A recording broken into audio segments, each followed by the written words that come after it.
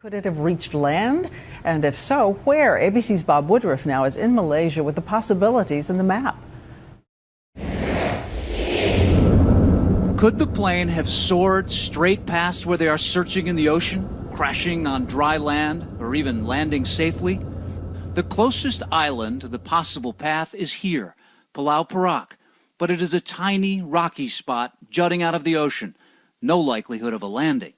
Further out, we reach the remote Andaman and Nicobar, a group of nearly 600 tiny islands and rocks, some popular with tourists. But only 37 of the islands are actually inhabited. The others are full of dense forest, but isolated. Beyond that, the vast Indian Ocean. But if the plane was flying for 4 or 5 hours, widen out the lens, and you see the plane could have reached as far as the jungles of Thailand, Myanmar, even the eastern coast of India. The plane had plenty of fuel to reach those locations, and experts say here in this remote part of the world, there are spots where radar doesn't reach.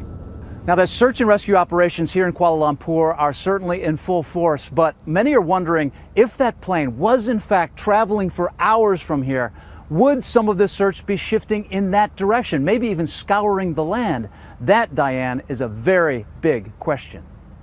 Bob, thank you so much. And now I want to bring in ABC's aviation expert, Steve Gagnier, because, Steve, this is an incredible breakthrough tonight, incredible news. Incredible turn of events just from what we knew yesterday, Diane. Yesterday we knew nothing except past that 49-minute mark. Today we're pretty sure that what happened was 2 switches were pulled in that cockpit. And you say were pulled. That suggests deliberate. Deliberate. What kind of deliberate acts? Well, maybe it was a hijacking. Maybe it was a pilot suicide. Maybe there was some elaborate plan to take this airplane somewhere and do something with it.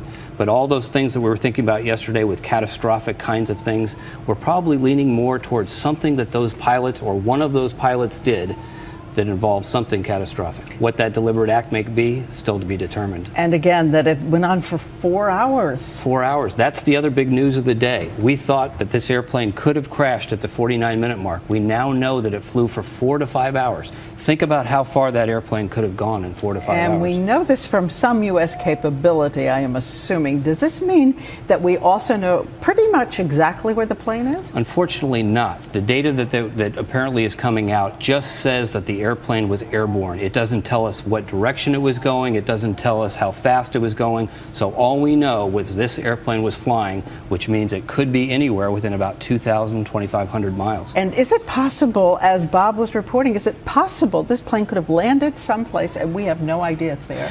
It's possible, but boy, that would be a stretch. Following a new twist in the clues tonight, as you said, what a difference a day makes in this story. Thank you, Steve.